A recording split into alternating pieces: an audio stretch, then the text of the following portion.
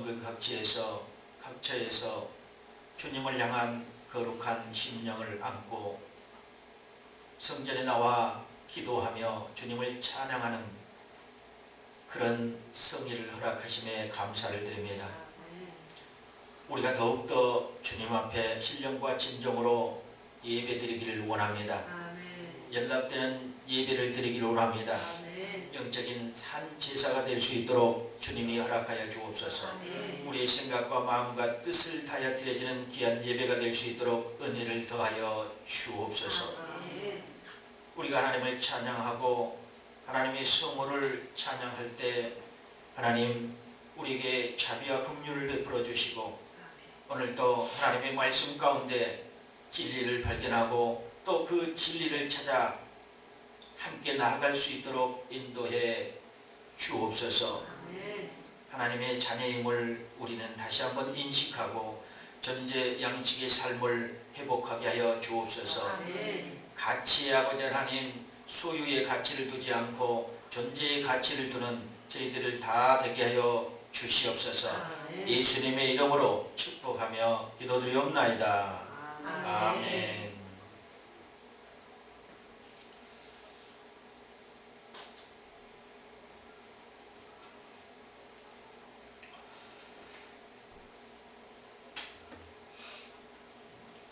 로마서 8장 12절로 17절 말씀으로 존재 양식의 삶을 회복하라 이렇게 해서 우리 함께 은혜를 나누는 시간 갖겠습니다. 인플루엔자라는 바이러스가 있습니다. 즉 부작용입니다. 탐욕이 만들어낸 부작용. 풍요로울수록 풍요를 원하고 있다는 것입니다. 풍요는 인플루엔스입니다. 유행성 감기는 인플루엔자입니다.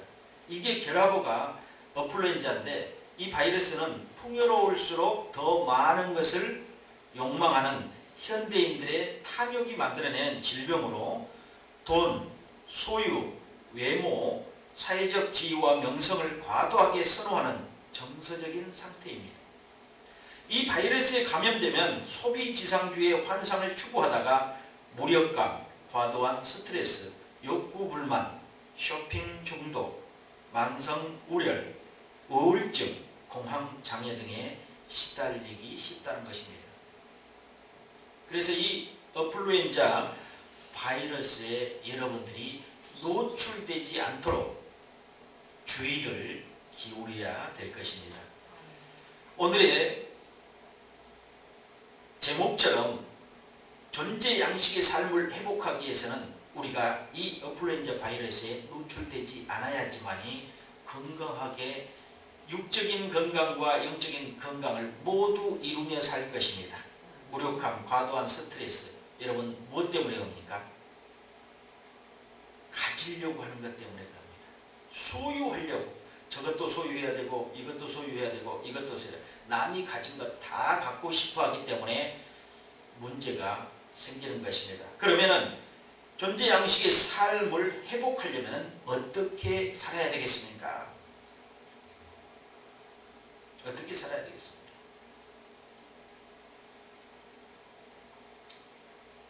여러분도 잘 모르고 저도 잘 몰라요. 하나님이 오늘 말씀하신 대로 사시면 됩니다. 그러면은 이 소유는 어떤 것인가? 육신대로 사는 것입니다. 첫 번째로 육신대로 사는 것. 그것은 소유해야 행복합니다. 그건 허위 욕망입니다. 성경에는 오늘 13절에 너희가 육신대로 살면 반드시 죽을 것이로되 영으로서 몸의 행실을 죽이면 살리라. 육신대로 살면 반드시 죽을 것이로되 이렇게 했습니다. 갈라디아서 5장 19절 20절에 육체의 일은 현재 아니고 음행과 더러운 것과 어색과 우상 숭배니 이런 일을 하는 자는 하나님의 나라를 유업으로 받지 못할 것이요. 성경의 말씀대로 육체의 일은 소유적인 것으로만 채우려 한다는 것입니다. 그러다 보니 집착하게 되고 그것을 이루려 하는 것에서 우상 숭배가 되고 마는 것입니다.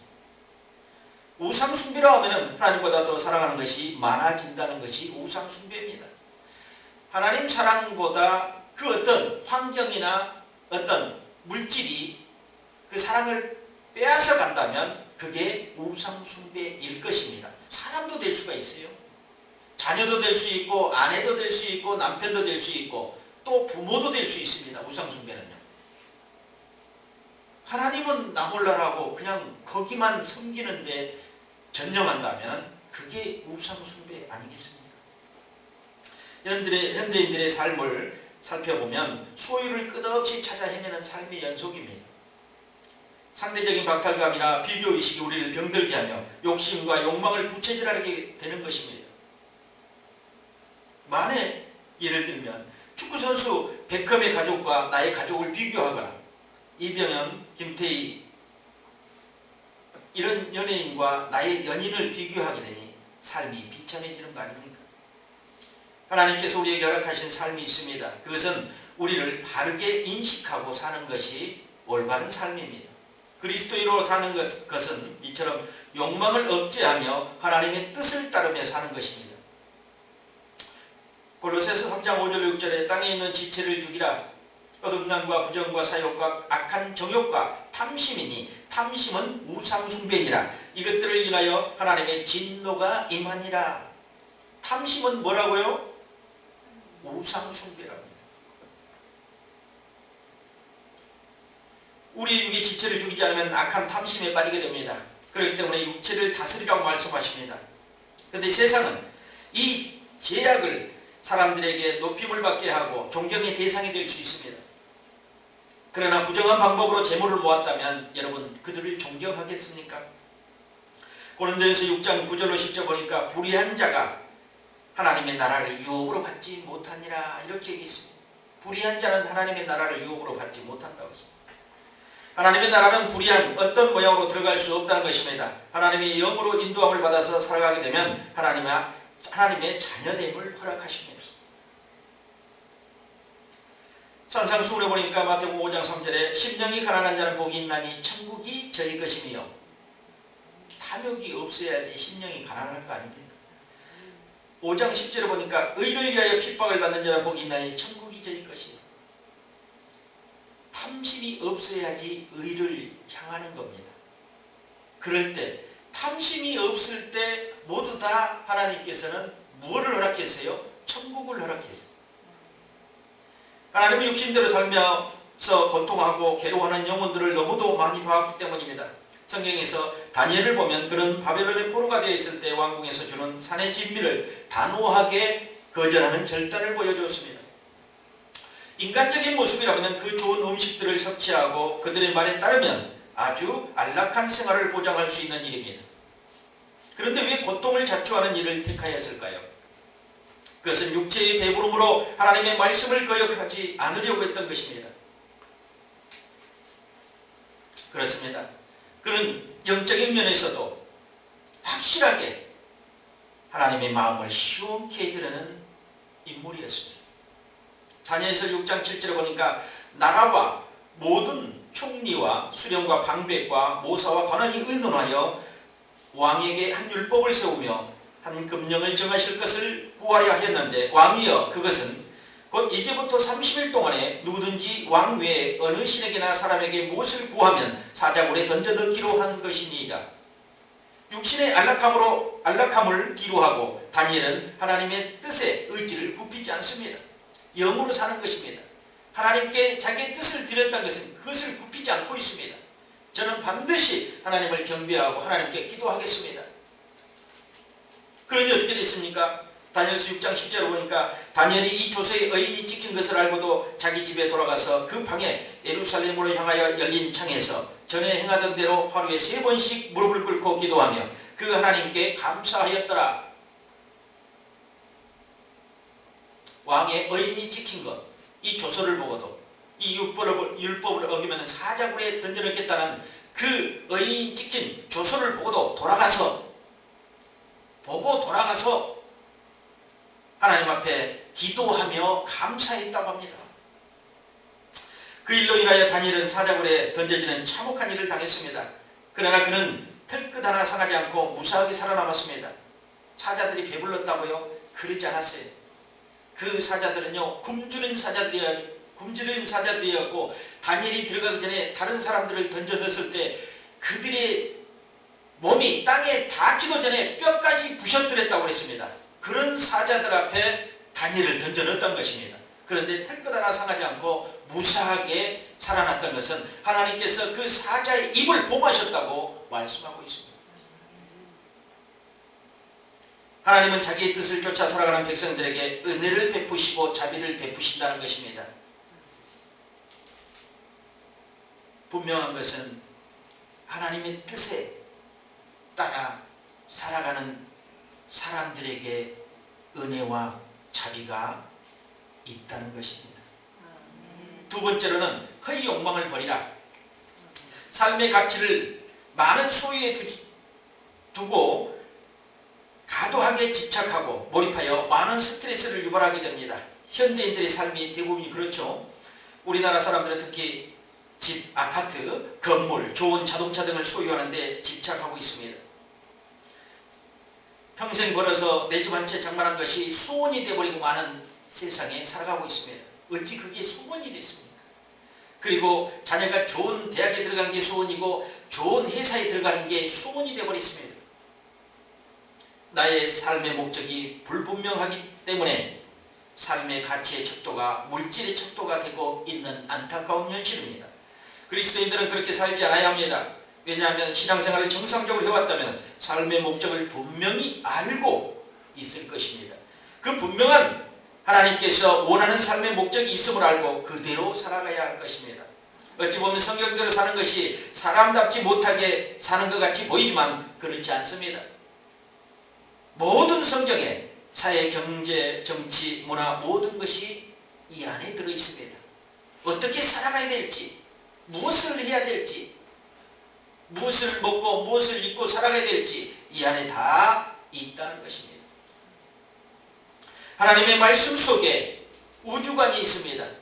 세계관이 있습니다. 국가관이 있습니다.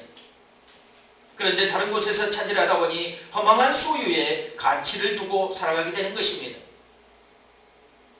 하나님께서는 인생들이 살아가는 그 황금률을 성경 말씀을 통해서 우리에게 보여줍니다.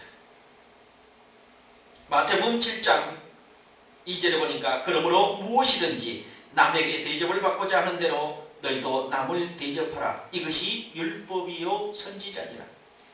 이 주님께서 제시한 인생의 황금률입니다. 기억하십시오. 인생을 멋지게 살아가는 길은 상대를 섬기고 대접하는 것입니다. 그런 사람이 진정 그리스도인이요 친구며 이웃이라는 것입니다. 여리고로 내려가다가 강도 만난 자의 이웃을 한번 보십시오. 어떤 사람이 이웃이었습니까? 그는 강도를 만나서 그만 죽게 생겼습니다. 그러나 많은 사람들이 지나갔지만 성경에는 그렇게 많은 사람들을 표현해 놓지 않고 제사장과 레위인, 사마리아인 세 사람의 분류를 이렇게 구분했어요. 아마 성경을 짧게 요약하다 보니까 아마 그렇게 해놨을 것입니다. 많은 사람이 지나갔을 수도 있습니다.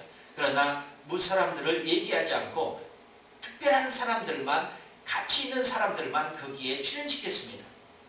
주인공들만 출연시켰어요. 제사장, 레위인. 사회 지도층 인사요. 제사장은 존경할 만한 사람입니다. 그리고 하나님을 아주 잘 믿고 따르는 그런 우두머리 있죠. 우두머리. 그도 지나갔다 옵니다. 레위인들은 성전에서 봉사합니다. 하나님의 분깃을 먹고 살아가는 사람들입니다. 오로지 성전에서만 일하는 사람들입니다. 그 사람도 지나갔다 옵니다. 그런데 이방 사람인 사마리아인, 상종도 안 하는 이 제사장과 레위인들이 그들을 상종도 안 하는 사마리아인이 지나가다가 이 강도 만난 사람을 보고 상처를 싸매고 그를 도와서 주막까지 태워다가 쉬게 하면서 상처를 싸매줬어. 그리고 자기의 볼일 때문에, 자기의 업무 때문에 주인에게 부비가 더 들면, 이 치료하는데 문제가 더 되면 내가 그 부비를 더 감당하겠나? 그러면서 주인은 이 세 부류 중에 누가 이웃이며 누가 친구냐? 어린아이도 아는 답 아닐까요? 여기서 우리가 놓치지 말아야 될 것이 있습니다. 하나님이 이 세 부류를 통해서 우리에게 인식시키고자 하는 것이 무엇이었는가? 아마 나는 하나님 때문에 이웃을 버리지 않았는가? 하나님 때문에 내 친구를 버리지 않았는가? 하나님의 핑계로, 말씀의 핑계로, 예배의 핑계로 혹시 누구에게 상처를 주지는 않았는가? 이것을 하나님께서는 알게 하십니다. 분명한 것은 그 사마리아 사람이 친구며 이웃이라는 것을 우리에게 확신시켜 줬습니다. 어쩌면 여기서 보면 그런 제사장은 그를 메고 가서 예배를 드렸어요. 레위인은 그를 데려다 놓고 성전을 도왔어요. 그래야지만이 그들이 그의 이웃이 되었을 것입니다.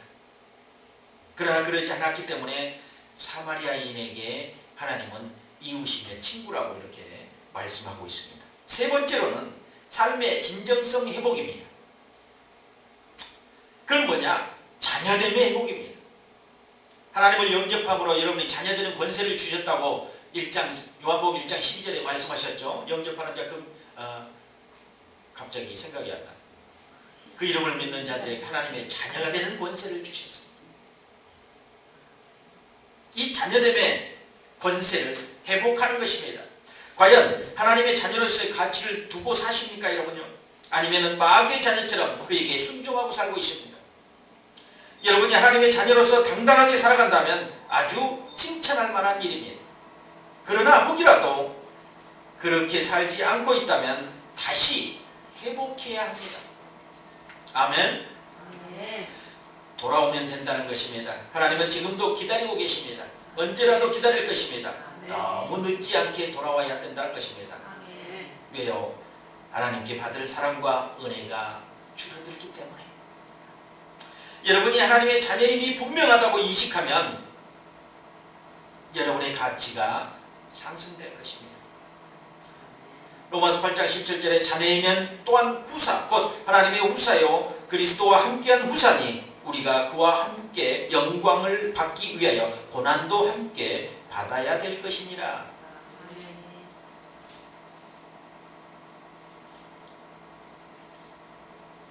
자녀로 삼아 주셨는데 그렇게 살지 못했다면 다시 자녀로서의 모든 지위의 권리를 회복하는 것입니다. 재림하실 때 들림을 받을 것입니다. 천국에 입성하게 될 것이라는 것입니다. 그것이 자녀가 받을 영광입니다. 천국을 소유하는 영광입니다. 세상의 것에 대한 욕망과 집착을 버리니 아름다운 천국을 소유하게 되는 것입니다. 여러분 마음속에는 두 가지를 소유할 수 없게 되었나 봐요. 세상을 소유하면 천국을 버려야 되고 세상을 버리니 천국을 소유하게 된다는 것입니다. 여러분 모두가 자녀됨을 회복하고 하나님의 영광이 되기를 소망합니다. 빌립보서 1장 29절에 그리스도를 위하여 너희에게 은혜를 주신 것은 다만 그를 믿을 뿐 아니라 또한 그를 위하여 고난도 받게 하심이라. 세상에 대한 것이죠. 세상에 대한 고난이 그리스도로 나아가게 하는 힘이 될 것입니다.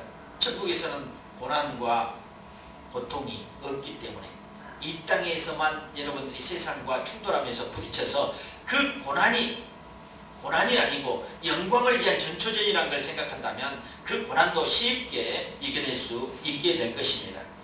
예수 그리스도의 사랑과 은혜를 받은 우리들은 반드시 하나님 나라에 입성해야 합니다. 지금도 세상에 소유의 마음을 두는 것이 인생의 중요한 가치로 여기고 살고 있지는 않습니까? 이제는 존재의 가치를 두시기 바랍니다. 내가 살아있어야 합니다. 내가 하나님 앞에 버림받아 버린다면 아무 소용이 없다는 것입니다. 욕심을 제어하며 허망한 욕망에 붙잡혀 삶을 허비하지 않기를 예수 그리스도 이름으로 축원드립니다. 베드로전서 1장 6절로 7절을 보니까 너희가 여러가지 시험을 인하여 잠깐 근심하게 되지 않을 수 없었으나 오히려 크게 기뻐하도다. 너희 믿음의 시련이 불로 연단하여도 없어질 금보다 더 귀하여 예수 그리스도에 나타나실 때 칭찬과 영광과 존귀를 얻게 하려 함이라. 하나님은 여러분들이 자녀됨으로 존재 양식의 삶의 가치를 회복하고 영광을 받기를 원합니다. 그 영광에 여러분들이 참여하기를 원합니다. 골로새서 3장 1절로 4절 보니까 그러므로 너희가 그리스도와 함께 다시 살리심을 받았으면 위의 것을 찾으라.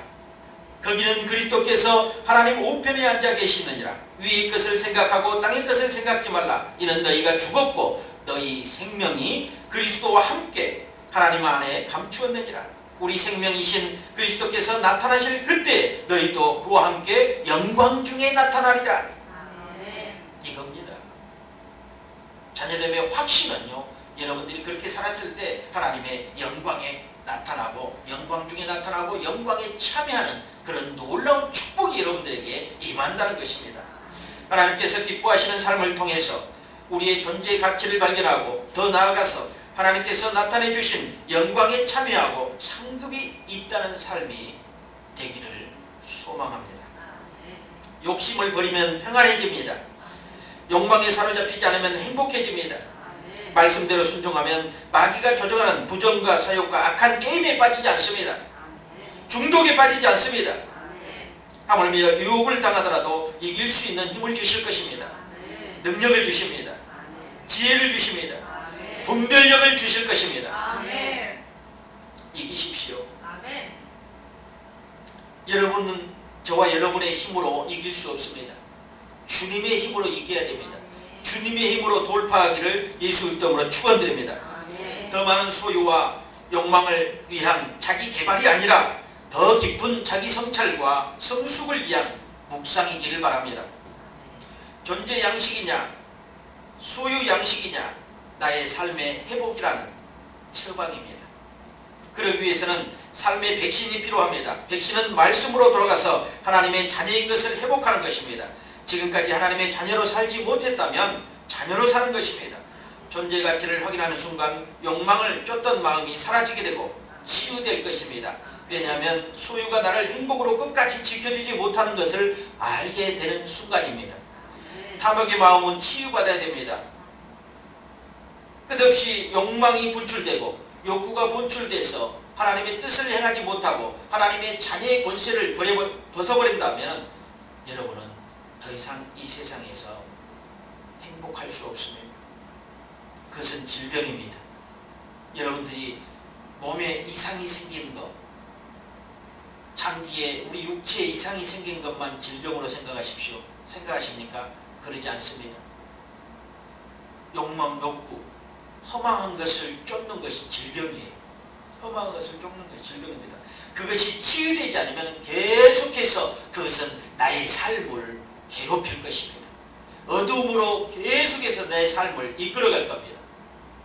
그런 삶에서 여러분이 조종당하지 않고 마귀에게 내 삶을 1분 1초라도 빼앗기지 않으려면 자녀로서 사는 것입니다. 존재로 가치를 두십시오. 존재의 가치를 두시옵소서.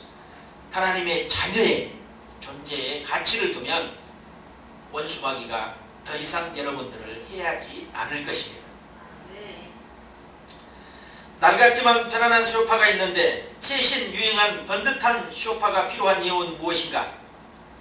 그런 물건을 사기에 노예처럼 일하기에는 당신의 삶은 너무나 소중하다는 것입니다. 잠자리에 들기 전에 텔레비전을 보는 대신 성경을 읽는다면 불을 끌 때 매우 만족스러울 것입니다. 여러분에게 주문했죠. 지침 기도와 기상 기도. 여러분 하루를 마감하면서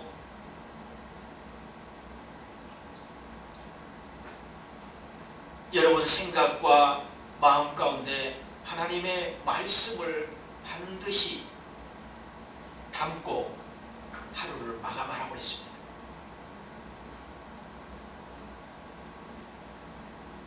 그러지 않고 어떤 영상을 담고 마감하면 그 영상이 지배를 받습니다. 그렇기 때문에 제가 여러분들에게 말씀드렸던 것처럼 하루 일과의 마감은 반드시 성경 한 구절이라도 읽으면서 마감하시길 바랍니다. 그래서 그 성경 구절이 여러분 안에 움직일 수 있도록, 그 하나님이 여러분의 평안한 잠자리로 인도할 수 있도록, 꿈에서라도 주님을 만날 수 있도록 저의 작은 바람입니다. 왜요? 무의식 중에도 마귀는 우리를 공격합니다. 여러분들은 혹시 가히 눌림이나 이런 불상사를 당하지는 않을 거라고 생각하는데, 크리스찬들이 가히 눌림이나 악몽을 꾸는 경우도 종종 있습니다. 세상 사람들은 그것을 뭐라고 합니까? 기가 약해서 악몽을 꾸었구나. 원수 마귀의 공격입니다. 여러분들이 영적으로 건강할 때 절대로 그런 일이 생겨나지 않습니다. 영적으로 흔들리거나 건강 상태가 좋지 않을 때 그런 일이 발생한다는 것입니다. 또 연봉의 여러 배에 이르는 대출금은 당신에게 불우를 반영하는 잣대가 아닙니다. 어떤 사람들은 연봉보다 많은 대출을 받아가지고 시달리다가 결국은 집을 빼앗기는 그런 억울한 일도 생겨납니다. 또한 엄청나게 많은 대출 때문에 평생 동안 10년, 20년 동안 대출금을 갚다가 인생을 허비해버리는 그런 일도 허다하게 있습니다. 끊임없이 나를 노예화하는 일에 얽매여서 살기 원하십니까? 나에게 무거운 짐을 지게 하는 일에 나의 가치 상승이라고 생각하니 안타까운 일이 아닐 수 없습니다. 이제는 여러분들이 존재 양식의 삶을 회복하시기 바랍니다.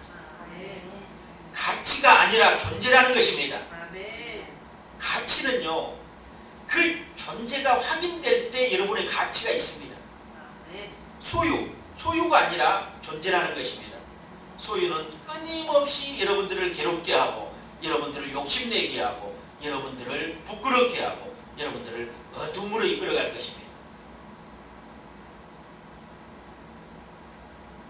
조금 덜 가지면 어떻습니까?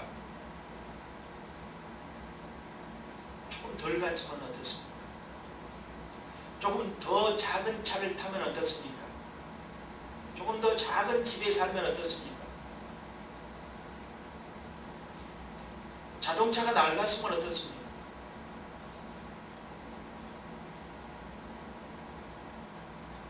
거기에 행복의 척도를 두는 세상 사람들의 문제라고 생각하지 않고 우리 그리스도인들은 바르게 인식하면 되는 것입니다.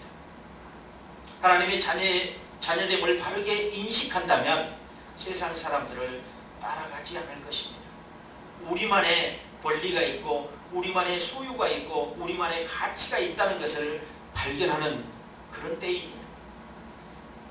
오늘도 하나님께서는 저에게 이 존재 양식의 삶을 회복하라는 그 말씀을 통해서 저와 여러분의 모두가 하나님의 자녀임을 확신하게 될 것입니다. 우리는 하나님의 자녀인 것을 다시 한번 확인하는 시간입니다. 존재를 발견할 때 다시 태어나는 것입니다. 거듭난다고 그랬잖아요. 예수를 여러분들이 만날 때 거듭났어요. 중생했던 것처럼 존재를 다시 확인할 때 거듭납니다. 새로운 사람으로 여러분의 삶의 양식이 바뀌어버린다는 것입니다. 존재의 가치를 알 때 비전을 향해 진정으로 나갈 수 있습니다. 그것은 나의 비전이 아니라 이제 하나님을 통한 나의 비전이 되고 하나님의 목적이 맞는 나의 비전이 되고 소망이 된다는 것입니다. 누구를 위해서? 사회의 다른 옆집에 비교해서 나의 비전을 세우는 것이 아니라 옆집의 자녀 때문에 우리 자녀가 그렇게 돼야 되는 것이 아니라 옆집의 자녀가 서울대 연고대 가니까 우리 자녀도 그렇게 가야 되는 것이 아니라 우리 자녀는 특별하다. 하나님의 자녀이다. 너가 할 수 있는 것, 너가 잘하는 것, 너가 행복해하는 것을 할 수 있어야 된다는 것입니다.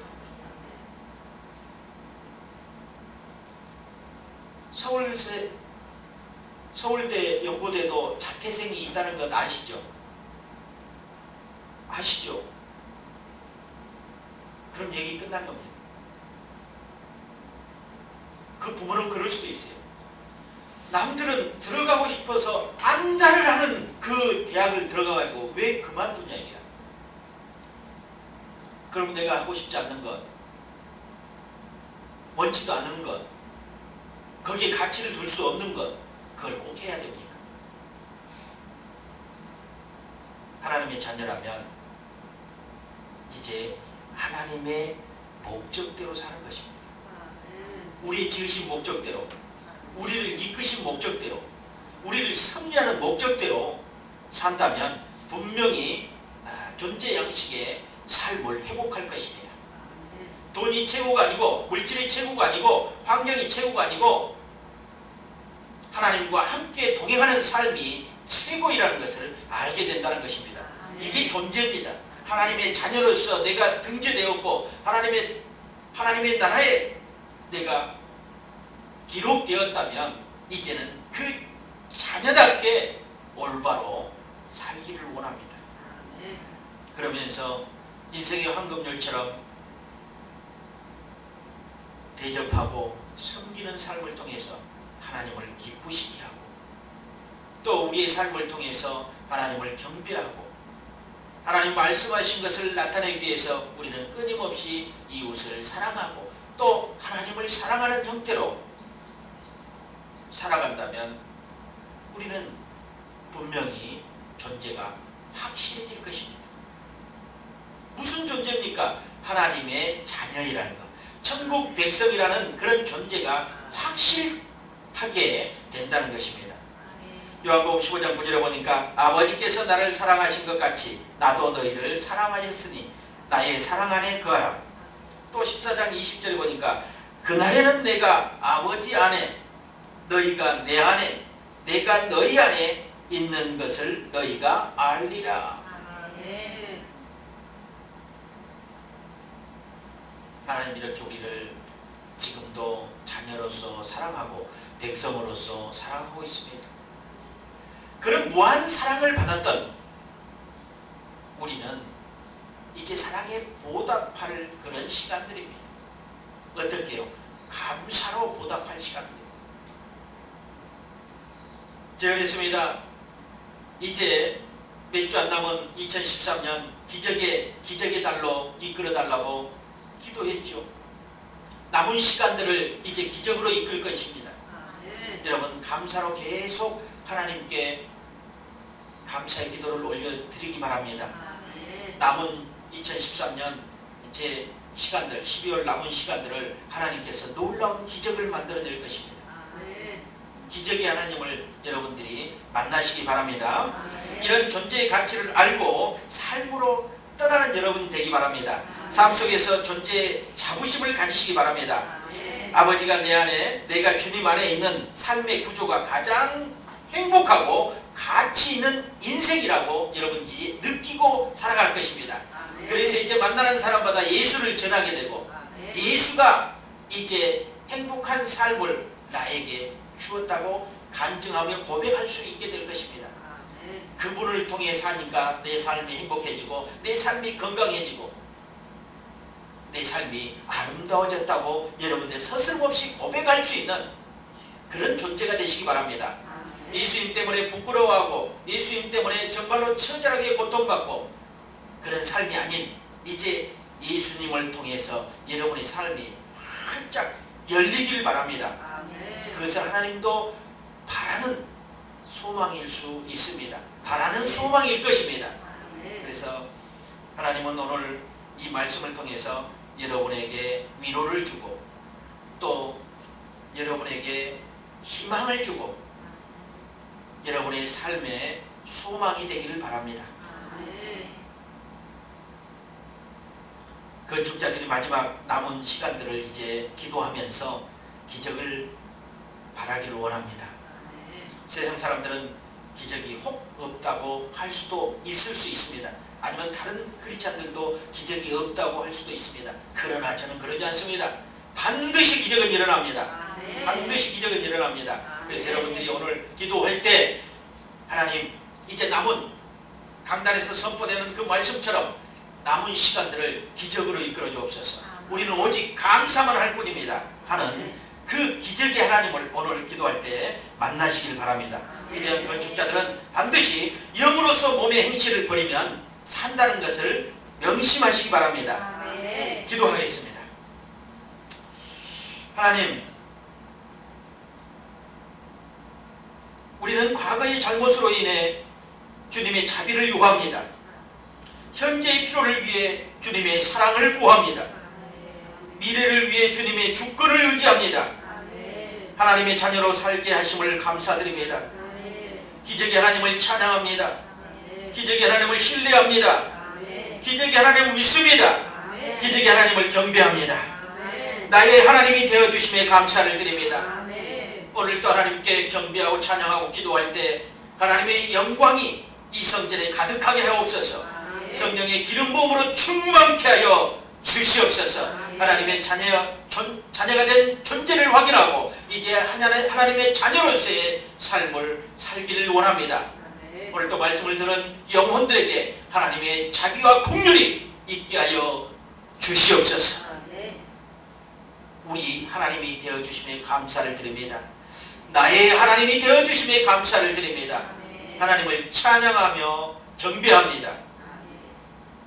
축복하신 하나님께 감사를 드리며 예수 그리스도 이름으로 기도드리옵나이다.